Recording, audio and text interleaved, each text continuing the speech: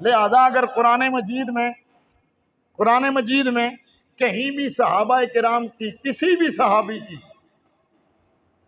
अकेले में या मिन जुमला, ये बड़ा मुश्किल मरहला है, किसी सहाबी की अकेले में या मिन जुमला अगर कोई ऐसी बात जिसे खता कहा जाए अगर कहीं दर्ज भी है तो पूरे कुरान का मुताला करके देखें, जहां भी सहाबा किराम की किसी लफ्ज़श की बात आई उसके साथ ही माफी का ऐलान भी हो गया है।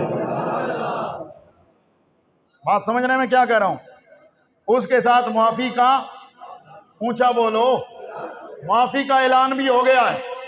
अब मेरे नबी फरमाते हैं अगर किसी से गुनाह हो जाए और वो उससे तौबा कर ले तो अत्ताइबु मिनज़ ज़म्बि कमन ला ज़म्ब लहू। इधर ये हमारे लिए कि अगर आम बंदा गुनाह कर ले, तौबा कर ले, तो गुनाह से तौबा करने वाला ऐसे है जैसे उसने गुनाह किया ही नहीं है। अगर मैं गुनाह करके तौबा करूं, पता नहीं कबूल हुई या नहीं हुई, हुजूर फरमाते हैं ऐसा है जैसे गुनाह किया ही नहीं है। सहाबा वो हैं जिनकी लफ्ज़शों की माफी का ऐलान रब कर चुका है। तो फिर अब जो सहाबा किराम की खताएं गिनेगा उसे खुद सोचना चाहिए कि वो किस सफ में खड़ा है। रब ताला तो आम बंदा अगर गुनाह करके तौबा कर ले, रब उसके गुनाहों को उसे यार दिलाने की इजाज़त नहीं देता, बल्कि हुजूर ने फरमाया अगर कोई शख्स किसी अपने मोमिन भाई को, हदीस का मफहूम है, किसी मोमिन भाई को उस गुनाह पर आर दिलाए जिस गुनाह से वो तौबा कर चुका है, अल्लाह ताला मरने से पहले पहले उसको उस सज़ा में ज़रूर मुब्तला करेगा।